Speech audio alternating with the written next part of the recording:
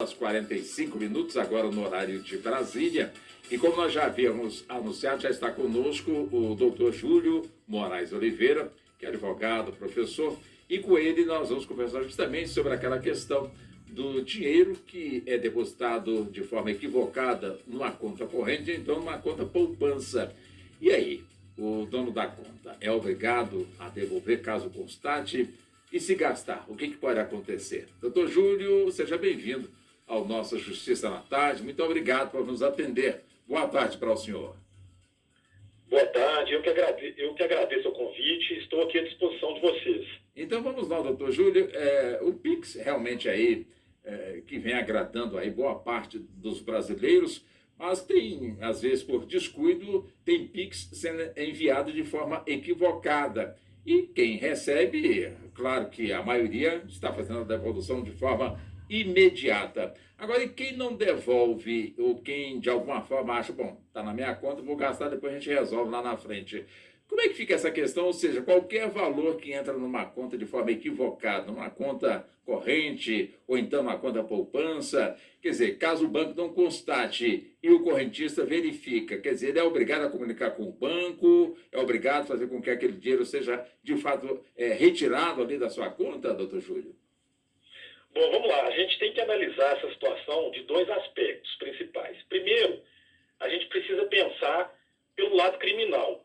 Quem recebe dinheiro na conta através de Pix ou através de depósito e é comunicado e não devolve, essa pessoa pode incorrer no crime de apropriação de coisa havida por erro, que está prevista no artigo 169 do Código Penal, que fala o seguinte: apropriar-se alguém de coisa alheia vinda a seu poder por erro, caso fortuito ou força da natureza, a pena de detenção é de 1 mês a 1 ano ou multa.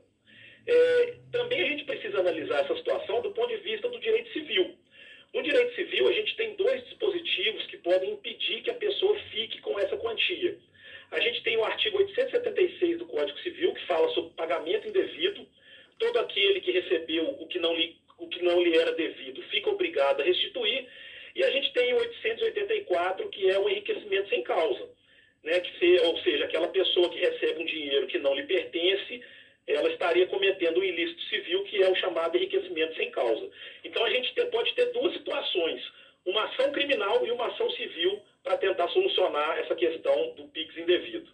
Mas a pessoa pode ser enquadrada tanto na parte criminal como também na civil, doutor Júlio? Sim, nas duas situações. Se ela receber a comunicação, né, de que foi feito um depósito indevido e não quiser devolver imediatamente essa quantia, cabe à pessoa que fez esse depósito procurar, né, uma delegacia, fazer o registro do boletim de ocorrência e aí depois tomar as providências judiciais para receber, tanto na esfera civil, né, pode ter inclusive indenização por dano moral ou material, quanto na esfera criminal, que é esse crime do artigo 169 do Código Penal, apropriação de coisa havida por erro. Quer dizer, o erro partindo, então, da pessoa que fez aí a transferência ou então o depósito, o banco, de certa forma, fica isento de qualquer responsabilidade, doutor Júlio? Fica sim, porque principalmente nessas situações do Pix, a transferência é feita de forma imediata, o banco não tem nenhum controle sobre isso. A não ser nas situações que existe um procedimento nos bancos que chama MED, que é o Mecanismo Especial de Devolução, mas ele só é aplicável para situações que constata fraude ou falha operacional. Nesse caso de depósito indevido, o banco não tem controle sobre isso, então a pessoa que realizou essa transferência, ela procura, né, a pessoa que recebeu o dinheiro e pede a devolução dessa quantia. Se não houver a devolução da quantia, aí ela pode tomar os meios judiciais para receber esse dinheiro de volta. Agora, quando a pessoa realmente verifica na sua conta ali um valor que ela sabe que foi colocado ali de forma equivocada e recebe uma ligação de esse dinheiro que entrou na sua conta é meu. De que forma a pessoa pode ter a certeza de que quem está cobrando a devolução do dinheiro, de fato, é o proprietário daquele valor, doutor Júlio? Bom, geralmente quando é feita uma transferência, primeiro que tem as informações a respeito da conta, né, de que foi, de onde esse dinheiro saiu. Uma outra forma de tentar resolver isso é entrar em contato com a instituição financeira para verificar realmente essa questão do erro. E isso tanto a pessoa que cometeu o erro pode fazer, quanto a pessoa que recebeu o dinheiro indevido também pode tomar essa providência. Só lembrando uma coisa aqui, Pois não. geralmente o PIX, ele tem o CPF ou o e-mail da pessoa, né? Exato. O mais complicado é aquele PIX que tem a chave aleatória, aí já seria um pouquinho mais difícil de encontrar quem que é o destinatário dessa quantia. Mas nesses casos do CPF e do e-mail, isso fica muito fácil para a pessoa identificar realmente se foi aquela pessoa ou não que fez a transferência.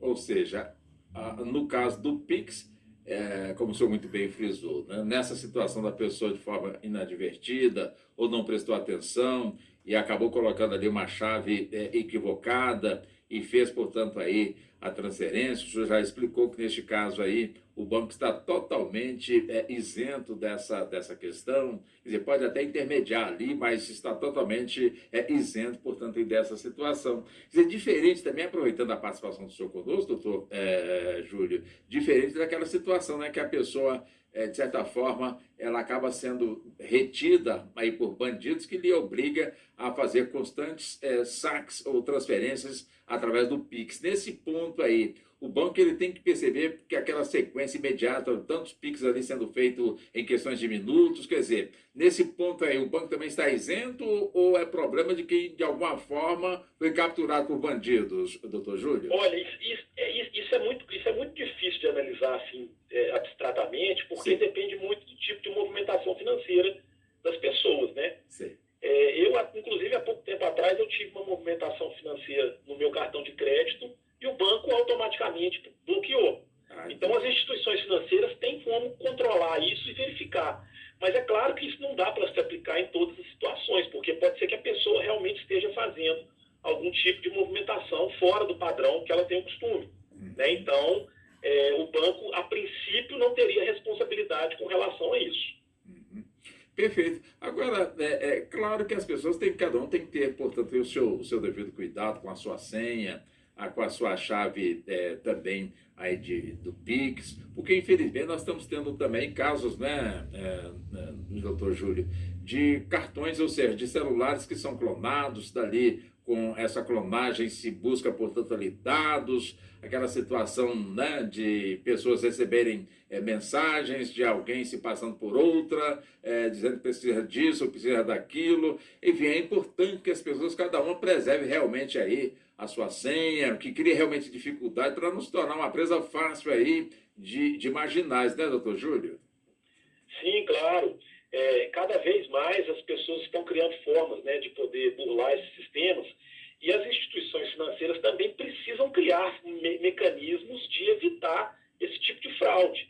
Né? Se você for pensar, por exemplo, para você realizar uma compra hoje pela internet, em qualquer site, né, que tenha circulação aí na internet, você precisa simplesmente dos dados que estão no cartão de crédito. Então, qualquer pessoa, por meio desses dados, consegue realizar uma compra pela internet no nome de qualquer outra pessoa. Por isso que a gente tem que ter muito cuidado com esses dados. Então, as instituições financeiras também precisam investir em segurança e tecnologia para evitar que isso seja feito dessa forma tão fácil assim, né?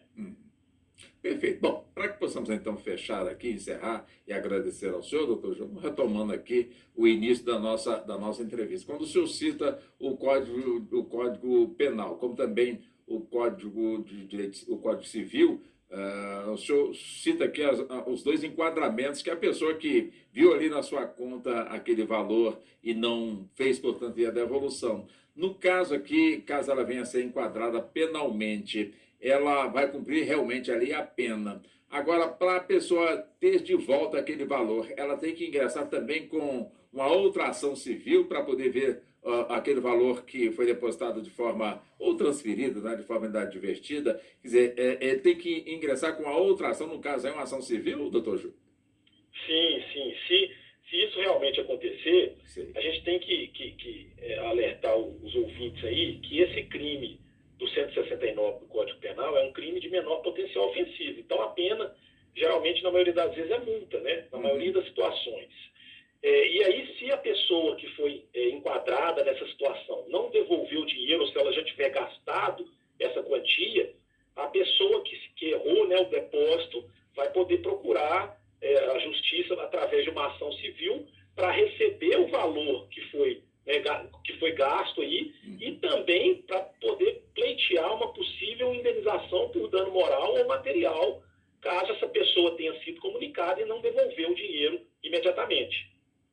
manda o bom senso, então é a honestidade. Apareceu ali um dinheiro que não lhe pertence, então vamos aguardar. Ou o banco vai fazer a movimentação, ou então o proprietário do dinheiro vai fazer o contato pedindo a devolução, né, doutor Júlio? Isso. E se a pessoa quiser, inclusive, já se adiantar, ela pode entrar em contato com o gerente dela para verificar que depósito foi aquele. Às vezes o próprio banco já resolve isso, sem a necessidade, né, da pessoa que cometeu o erro procurá-la. Até porque esse negócio de receber dinheiro sem saber a origem e de repente é um dinheiro que de alguma forma tem origem criminosa e a pessoa tem que estar bastante atenta para também não ser envolvida nesse assunto, né, doutor Júlio? Exatamente, exatamente. Isso acontece muito. Tá muito bem. Doutor Júlio Moraes Oliveira, professor e advogado, foi um prazer ter realizado essa entrevista com o senhor. Agradecemos muito aqui pela gentileza, doutor Júlio. O prazer foi meu, estou sempre à disposição de vocês aí. Muito Um abraço. bom. Um abraço também para o senhor. Muito obrigado aí pela atenção. Tchau, tchau. Tchau. São 16h57.